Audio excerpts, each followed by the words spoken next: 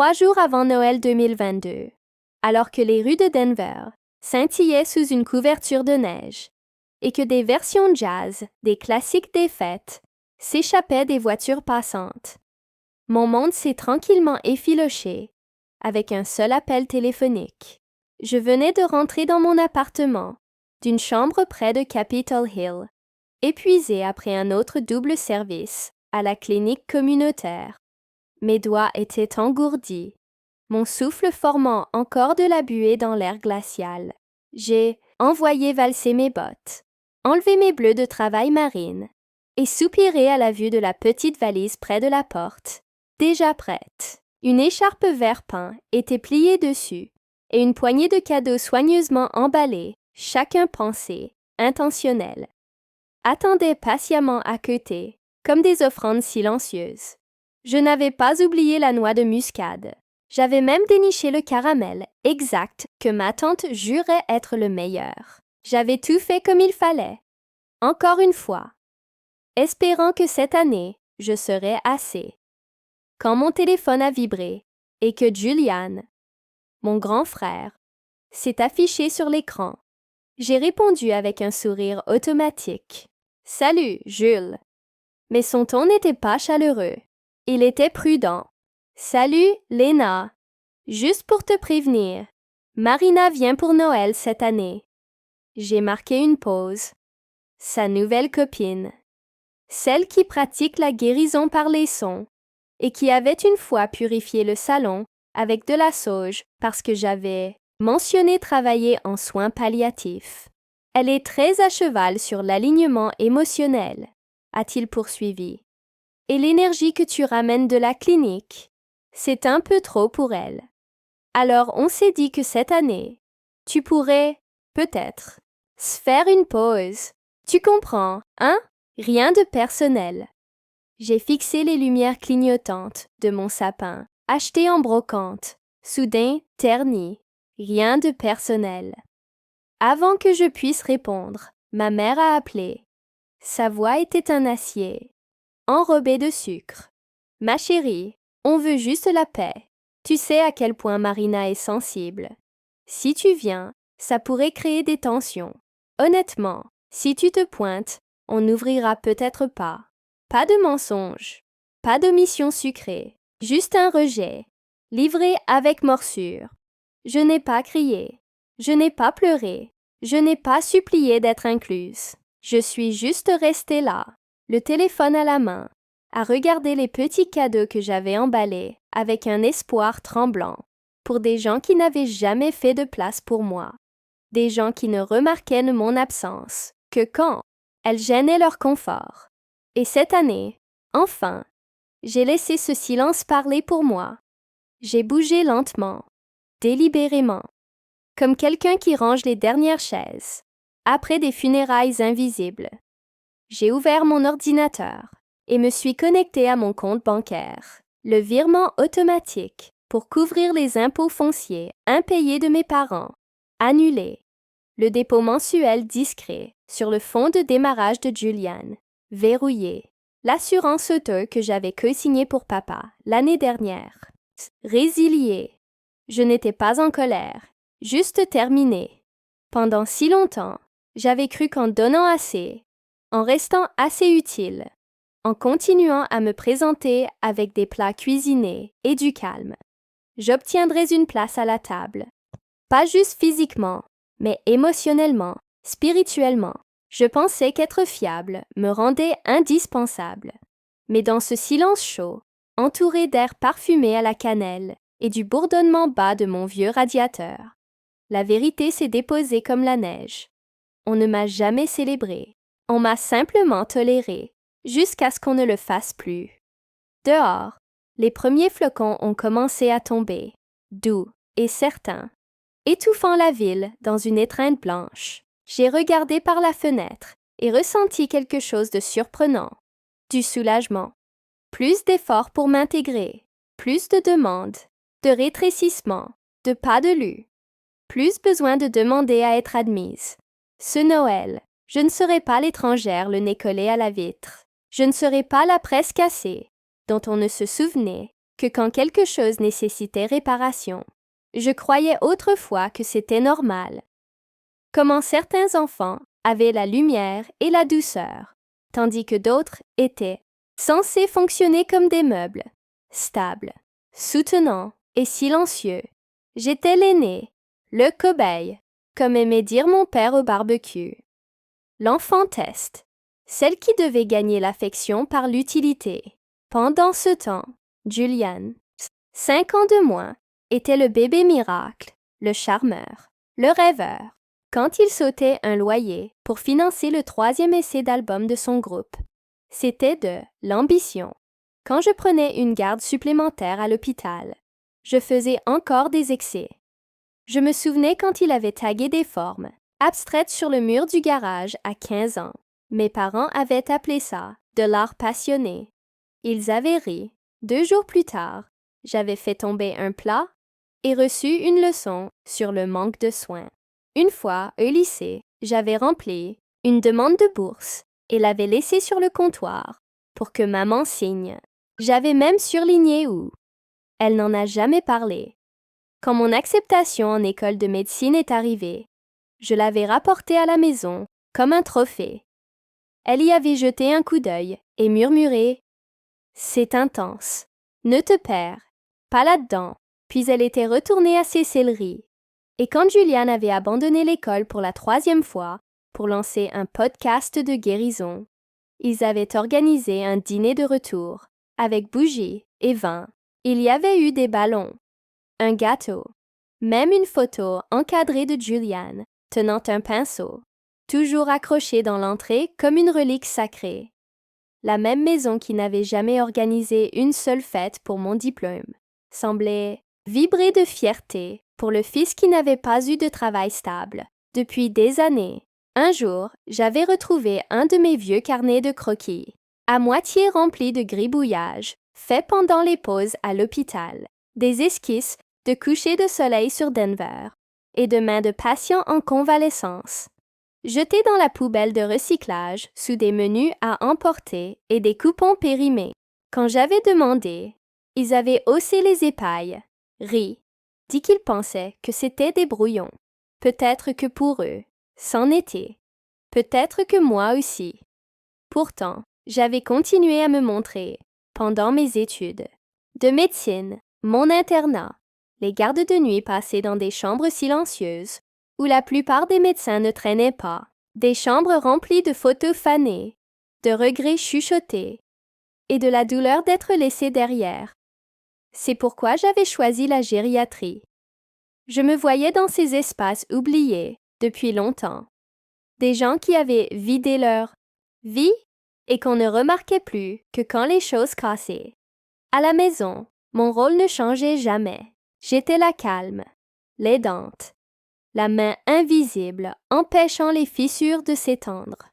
Quand le toit avait commencé à fuir après une tempête de neige et que l'assurance avait refusé la réclamation, j'avais payé en silence. Quand le travail, indépendant de Julian, avait encore séché, j'avais envoyé de l'argent sans poser de questions. Quand la hanche de ma mère s'était bloquée à nouveau et que son kiné avait arrêté de venir à cause de paiements manquants, j'avais appelé, programmé, couvert, coordonné parce que je les aimais ou parce que je croyais encore que l'amour était quelque chose de transactionnel, quelque chose qu'on gagnait par le sacrifice. Ils n'ont jamais dit merci. Ils n'en avaient pas besoin. Dans leur monde, l'amour ne se disait pas à voix haute. Il était supposé, attendu, comme la gravité ou la lumière du jour. Et chaque fois que je donnais un morceau de moi, ils le prenaient, pas méchamment, juste aveuglément, sans jamais demander ce que ça me coûtait. Pendant des années, j'avais cru que c'était ça, la famille. Être invisible, mais indispensable, comme des échafaudages. Essentiel, mais jamais le centre d'attention. Mais cette nuit-là, après les appels me disant que je n'étais pas la bienvenue à Noël, quelque chose en moi a craqué. J'ai réalisé, les échafaudages ne sont pas faits pour saigner pour le bâtiment qu'ils soutiennent. J'en avais fini de regarder ma vie rétrécir. pour rendre la leur plus confortable. Si cette histoire résonne en toi, ne serait-ce qu'un peu, n'oublie pas de t'abonner. Il y a plus à venir, et crois-moi la suite. C'est là que tout change. Quand Julian avait acheté sur un coup de tête une nouvelle série d'objectifs, vintage, pour son projet de documentaire, et n'avait plus pu payer son billet pour Thanksgiving, je lui avais encore acheté. Il m'avait serré dans ses bras à l'aéroport, m'avait appelé la meilleure sœur de l'univers. Et la semaine suivante, c'était oublié. Juste une autre faveur, pliée discrètement dans le registre invisible, que je n'étais jamais censé remarquer. Personne n'avait besoin de demander. J'étais toujours un pas en avant, comme un fantôme dans les rouages de leur vie, réparant, couvrant, lissant en silence. Jamais vu, mais toujours nécessaire. Ils n'ont jamais dit merci. Peut-être parce que la gratitude rend plus difficile de continuer à s'appuyer sur quelqu'un sans pause. Je me disais que c'était plus simple comme ça. La gratitude te rendait visible, et les choses visibles pouvaient être jugées ou abandonnées. Alors je disparaissais derrière les cloisons de leur confort, la poutre cachée qui ne cassait jamais. Jusqu'à maintenant, parfois, après des gardes de 12 heures à l'hôpital, je m'asseyais près de la fenêtre, avec un thé à la menthe, et je me demandais ce que ça ferait d'être simplement vu. Pas pour ce que je pouvais résoudre ou payer ou maintenir ensemble, juste vu. Pas comme plan B, pas comme échafaudage, mais comme Lena. Mais ces pensées étaient des luxes, et les souhaits. Les souhaits étaient pour les garçons en or, avec des carnets de croquis, pas pour les filles avec des logiciels de taxes et des factures de chauffage. Alors, j'avais continué. J'apportais le pudding au pain chaque Noël, celui qu'ils adoraient, et je souriais quand ils demandaient « Qui a fait ça, déjà ?» comme s'il était arrivé par une brise festive. Quand le loyer de Julian manquait, je faisais un virement sans un mot.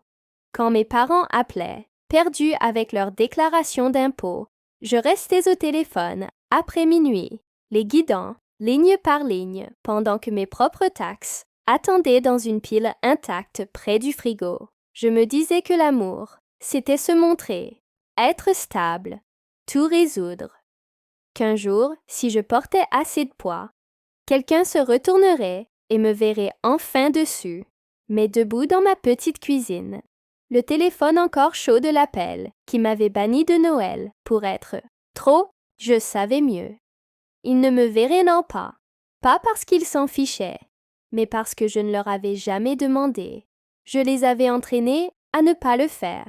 Cette nuit-là, avec la cannelle accrochée à l'air et la neige tombant, comme une absolution derrière ma fenêtre, j'ai pris mon téléphone, pas pour appeler, pas pour supplier. J'ai ouvert mon application bancaire. Silencieusement, j'ai appuyé sur « Annuler » les 8 000 $ que j'envoyais chaque mois pour sauver leur hypothèque. Parti. L'épargne d'urgence. Verrouillé.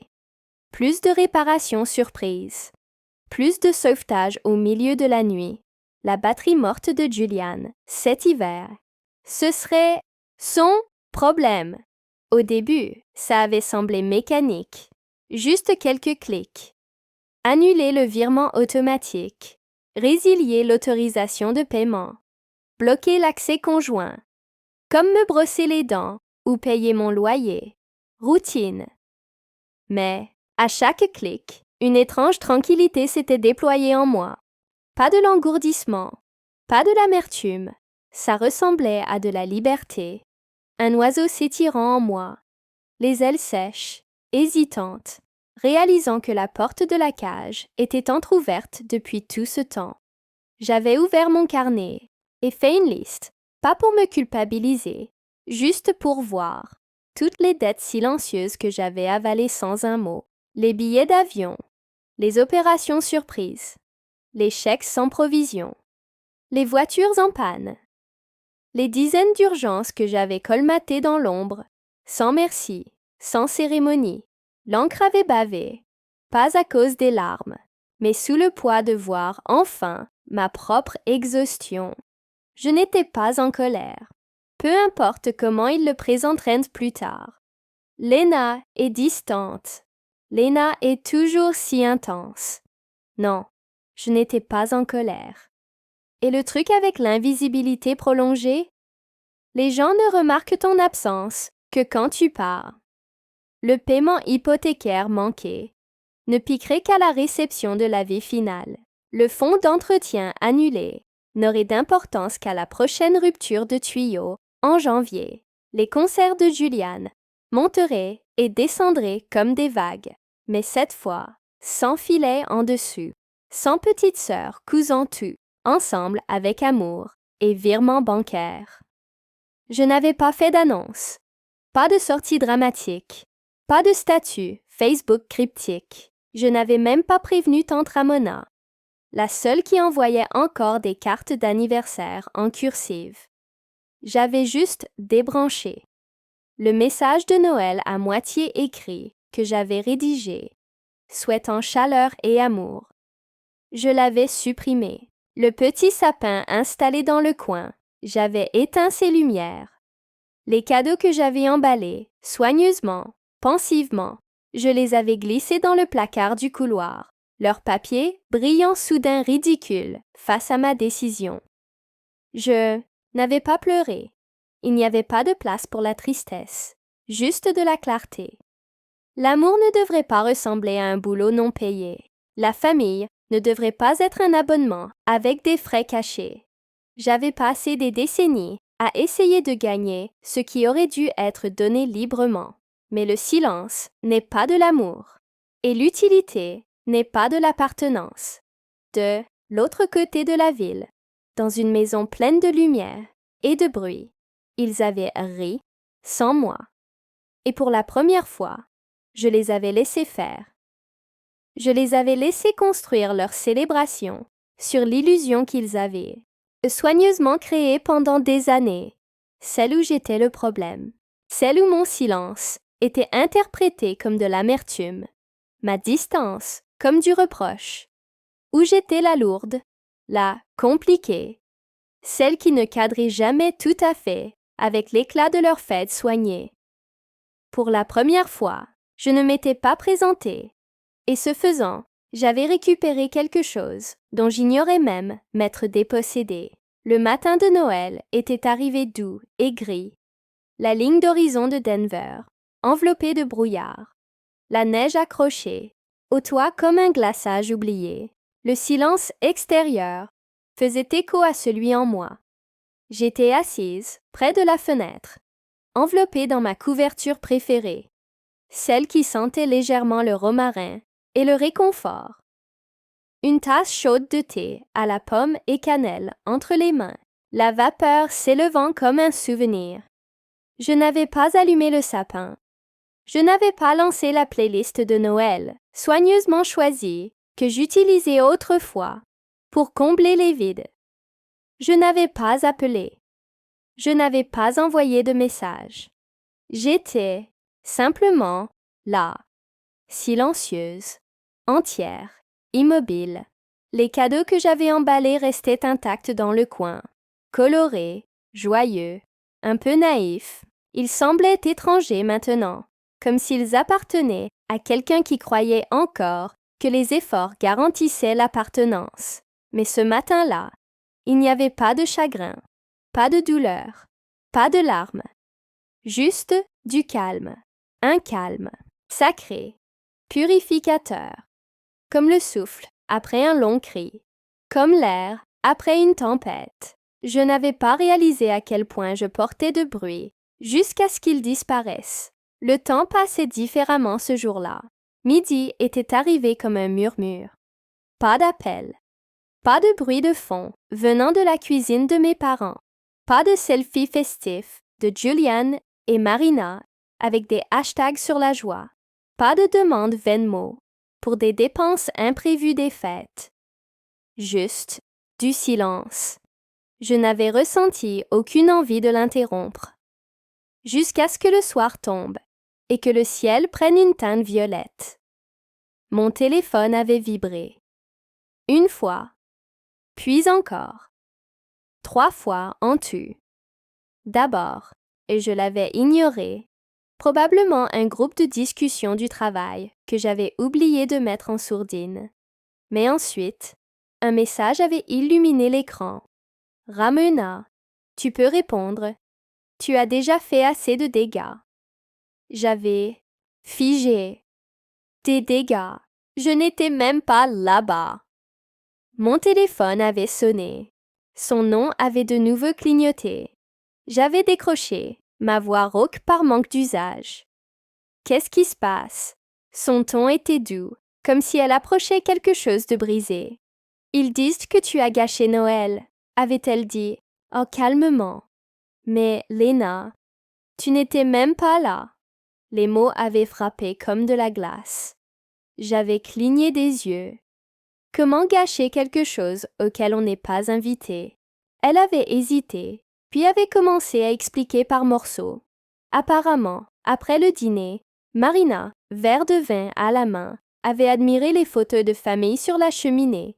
Elle s'était arrêtée sur un cliché. Un instantané, légèrement jauni et de travers d'un anniversaire il y a longtemps. Je devais avoir 11 ou 12 ans. Surprise en plein rire dans un pull marron trop grand. Une manche engloutissant presque ma main. Marina avait penché la tête, plissé les yeux, puis l'avait dit, assez fort pour que tout le salon entende. « C'est bien le docteur Lena Morgan, là. » Tante Ramona avait lentement hoché la tête. C'est elle qui a veillé ma voisine toute la nuit. Lui a sauvé la vie, vraiment. L'atmosphère avait changé. Les rires s'étaient arrêtés, comme si on avait actionné un interrupteur. Les fourchettes étaient restées en l'air. Les verres avaient cessé de tinter. Juliane était devenue pâle. Le sourire de ma mère s'était figé.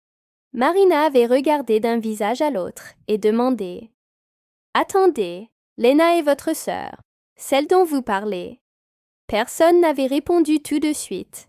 Mais quoi qu'ils aient dit, quelle demi-vérité ou commentaire évasif était venu ensuite, ça avait suffi. Marina avait rassemblé ses affaires, remercié tout le monde avec une politesse assez coupante pour trancher le verre, et était partie. Comme ça, quand tante Ramona m'avait appelé, l'onde de choc avait déjà commencé. Marina avait posté quelque chose, rien d'explosif, juste honnête, quelques phrases acérées sur la façon dont les familles réécrivent les gens pour qu'ils correspondent à des histoires plus jolies, sur comment le silence est une forme de gommage, sur les dégâts causés dans des pièces tapissées de photos souriantes, de gens dont on prétend qu'ils n'existent pas. Je ne connaissais pas les mots exacts. Je n'en avais pas besoin. Je pouvais le voir clairement. L'effondrement de l'image, soigneusement construite. Les amis de la famille, lisant entre les lignes. Les cercles artistiques de New York, petits et bavards. Le dénouement silencieux d'une marque construite sur le charme et l'exclusivité. Et pour une fois, quelqu'un d'autre avait remarqué, pas quelqu'un élevé là-dedans, pas quelqu'un formé à interpréter la cruauté comme de l'affection, quelqu'un qui m'avait vu, pas comme un fardeau, mais comme un être humain, un médecin, une sœur, une présence. Cette nuit-là, assise seule dans le calme de mon appartement, j'avais appris quelque chose de plus puissant que toute répartie. Parfois, la vérité la plus tranchante est le silence qu'on laisse derrière soi. Le lendemain de Noël, ça avait commencé. Le désespoir suintant à travers les fissures polies. Un email intitulé « Reprenons à zéro ». Ça ressemblait à un mémo d'entreprise. Fade, poli, vide de sens. Il était signé conjointement par ma mère, mon père et Juliane, comme si l'union pouvait effacer des décennies de fractures. Pas de vraies excuses, juste des propos sur les émotions exacerbées, le stress des fêtes, l'importance de la famille. À mi-chemin, j'avais trouvé la vraie demande. Pouvais-je contacter Marina? Clarifier les choses? Arranger ça? Pas parce que j'étais manquée, pas parce qu'ils avaient enfin compris, mais parce que la carrière artistique de Julian était en jeu. Ce n'était pas à propos de moi. Ça ne l'avait jamais été. Juste le désordre que mon absence avait laissé. Un miroir qu'ils ne pouvaient plus éviter. Ils n'avaient pas tendu la main parce que j'étais manquée. Ils avaient simplement réalisé que le prix de mon effacement était devenu trop élevé à payer. Je n'avais pas répondu. Cette nuit-là, alors que la neige chuchotait contre mes fenêtres, mon téléphone avait encore vibré. Cette fois, ce n'était pas la famille, c'était l'administrateur de l'hôpital, David Reynolds, un homme que je n'avais rencontré qu'une fois, lors d'une soirée caritative. Des yeux gentils, une poignée de main ferme. Il avait hésité. Lena, avait-il commencé? C'est un peu gênant, mais j'ai eu un appel de ton père. Il s'était raclé la gorge. Il a dit qu'il s'inquiétait pour ton bien-être émotionnel, que peut-être tu traversais une période de stress et que tu avais besoin de temps. Mon sang s'était glacé, pas le genre qui engourdit, le genre qui durcit. Tranchant, transformant l'inquiétude en arme. Mon père, l'homme qui avait autrefois ri en disant que j'étais trop intense pour mon propre bien, l'utilisait maintenant pour me peindre comme instable, pas parce qu'il le croyait, mais parce qu'il pensait que ça me contrôlerait, me secourait, me ferait peur pour me réduire au silence. Ça n'a pas marché. David avait vu clair, l'avait dit, mais le message était clair. Il ne cherchait pas la réconciliation. Il cherchait un levier. Et ça avait échoué. L'étape suivante était venue. Une campagne de diffamation soignée via message de groupe, chuchotement, discret aux cousins et tantes éloignées. Lena traverse une période difficile. Elle s'isole. Elle est dépassée. Pas mention de Noël, pas mention d'exclusion, juste de l'inquiétude, transformée en arme de contrôle. Une cousine dont je n'avais pas eu de nouvelles depuis la première exposition de Julian m'avait écrit à l'improviste. « Coucou ma belle, si jamais tu veux faire une retraite de yoga, j'ai un code promo. » Dépassé. Le mot collait comme un parfum, trop sucré, trop évident. Chaque manipulation polie, chaque trahison enveloppée de fausses sollicitudes n'avait fait qu'aiguiser ma clarté. Ils ne me protégeaient pas. Ils protégeaient leur awesome récit, celui où Julian était le cœur talentueux de la famille, et moi, l'utilitaire silencieuse qui ne faisait jamais de vagues. Mais j'en avais fini de lisser leur histoire. La neige dehors continuait de tomber, effaçant lentement les empreintes de chaque chemin que j'avais pris pour me rapetisser pour eux. Et pour la première fois, je n'avais ressenti aucune envie de corriger le récit. Aucun besoin de me défendre. La vérité n'avait pas besoin de mon aide. Mais ça ne s'était pas arrêté là. Ça ne s'arrête jamais. Pas avec les gens qui croient avoir droit à « et ton silence ». C'était venu ensuite, enveloppé de douceur. La voix de ma mère devant ma porte. Un dimanche tranquille, mi-janvier, ce froid hivernal, pénétrant pressant contre les fenêtres, comme s'il respirait. J'étais à mon bureau, à remplir des dossiers de patients. Une tasse de thé oubliée à côté. C'est là que je l'avais entendu. Un frappement doux. Je n'avais pas bougé. J'avais juste écouté les battements de mon cœur, réguliers, calmes. Puis je m'étais levée, avancée vers la porte, et regardée par le Judas. Ils étaient là, ma mère, mon père, Julian, emmitouflés dans leurs manteaux, sourire tendu. Des excuses parfaites sur photo, encadrées par le désespoir. Je n'ouvrirai pas. Pas encore. Je ne ressentais pas de peur. Juste une tristesse détachée, douloureuse. Le genre qu'on ressent quand on comprend enfin que le bateau de sauvetage qu'on guettait depuis des années n'était qu'un autre mirage à l'horizon. J'avais entr'ouvert la porte, juste assez pour laisser le froid passer la fente et piquer ma peau. Pas assez pour les inviter. Ma mère avait parlé, la première. Sa voix était douce, rodée, enrobée de quelque chose, censé sembler maternel. « On veut juste parler », avait-elle dit, agrippant son sac, comme s'il contenait tous les mots qu'il fallait. Je n'avais pas bougé. Je n'avais pas souri. Je n'avais pas cédé, parce que je voyais enfin clairement. Ils n'étaient pas là pour moi. Ils étaient là pour l'ancienne version de moi, celle qui croyait encore que l'amour pouvait se gagner, la fille qui se pliait en quatre pour se glisser dans les petits espaces qu'ils offraient. Cette fille n'habitait plus ici. Le silence avait enflé entre nous, fragile et bruyant. J'avais vu la mâchoire de mon père tressaillir, une lueur d'irritation dans ses yeux. Julian s'était dandiné, comme si ses baskets pouvaient le soulever du porche. Ils étaient mal à l'aise. Après un moment, je leur avais donné le seul mot qui comptait. Non, pas de discours, pas de justification, pas de pont construit avec mes propres échardes. Juste non. Le visage de ma mère s'était fissuré, entre confusion et incrédulité, comme si elle ne pouvait pas concevoir que l'échafaudage, fiable sur lequel elle s'était appuyée pendant des décennies, s'était enfin écroulé par choix. J'avais fermé la porte doucement. Pas un claquement, pas une déclaration, juste une frontière. Je l'avais verrouillée avec des mains stables.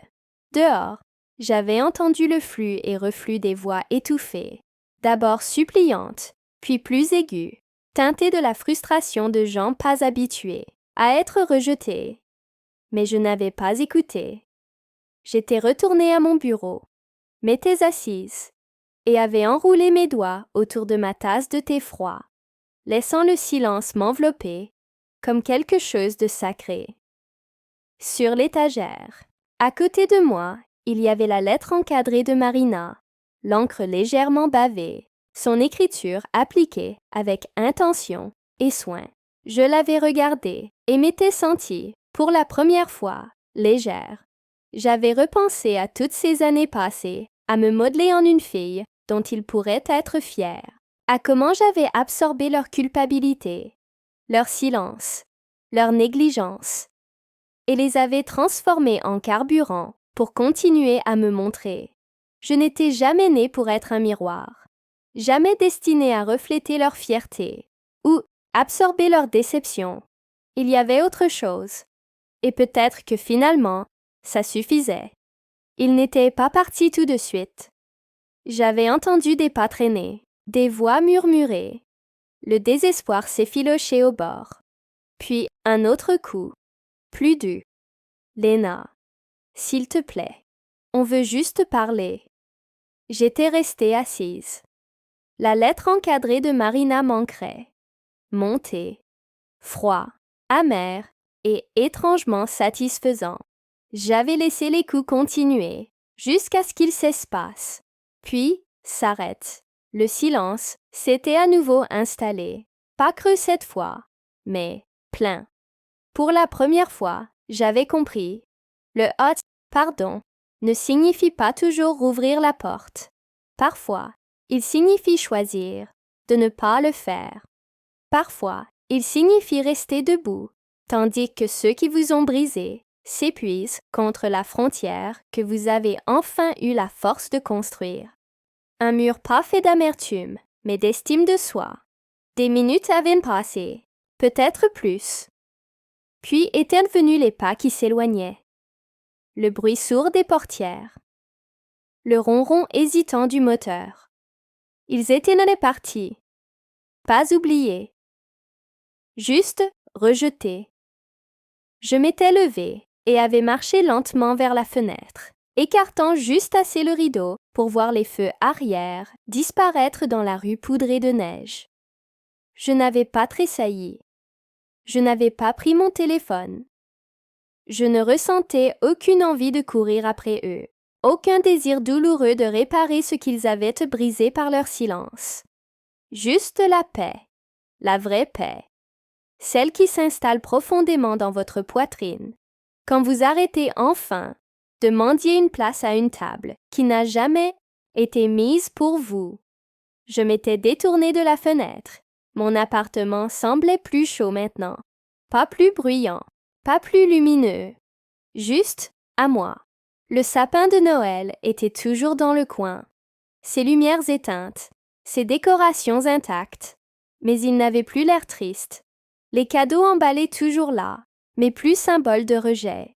Ils étaient des rappels. J'avais essayé, j'avais aimé, j'avais donné le meilleur de moi-même à mains ouvertes. Il ne l'avait juste jamais vu. J'avais versé une autre tasse de thé, plus fort cette fois, laissant la vapeur monter autour de mon visage, tandis que je serrais la couverture plus étroitement autour de mes épaules et retournais à mon bureau, la lettre de Marina captée, la lumière de l'après-midi. « Tu as fait la différence », avait-elle écrit. « Tu n'as pas abandonné. Tu lui as fait sentir qu'elle comptait. » Mes doigts avaient effleuré le cadre, en bois, imparfait, solide. Le verre frais était lisse sous ma peau, réel, inébranlable, même quand ta famille refuse de voir ta valeur. Continuez la lettre. Quelqu'un d'autre le fera. Quelqu'un d'honnête. Quelqu'un qui regarde. J'avais repensé à toutes ces années passées, à me plier pour rentrer. Et j'avais enfin réalisé. Je n'étais jamais née pour être plus petite. Pas pour eux, pas pour personne. Fermer la porte n'avait pas été un acte de cruauté. C'était de la clarté. Ils n'étaient pas venus parce qu'ils m'aimaient. Ils étaient venus parce qu'ils avaient besoin de contrôle. La version silencieuse et fiable de moi, qui n'existait plus. Mais cette vie, elle était partie. À sa place se tenait une femme qui savait enfin, l'amour n'exige pas ton silence. Il ne réclame pas ton sacrifice. Et il ne te demande jamais, au grand jamais, de te briser pour garder quelqu'un d'autre entier. Je m'étais renversée en arrière, avais bu une gorgée de thé et regardé la neige tomber, douce, silencieuse, purificatrice. Et j'avais réalisé, cette fois, je m'étais sauvée moi-même. Peut-être pour la première fois, j'étais libre. Les jours passaient lentement, doucement, comme des respirations profondes après une tempête. Le silence ne semblait plus être de l'isolement, c'était de l'espace. Un espace qu'on ne m'avait jamais permis de revendiquer avant. J'étais retournée travailler. J'avais fait mes rondes à l'hôpital. Je m'étais assise avec des patients dont les familles venaient avec des fleurs et des cartes, et avec ceux dont les chambres restaient vides, sauf pour le bourdonnement des machines et ma présence silencieuse.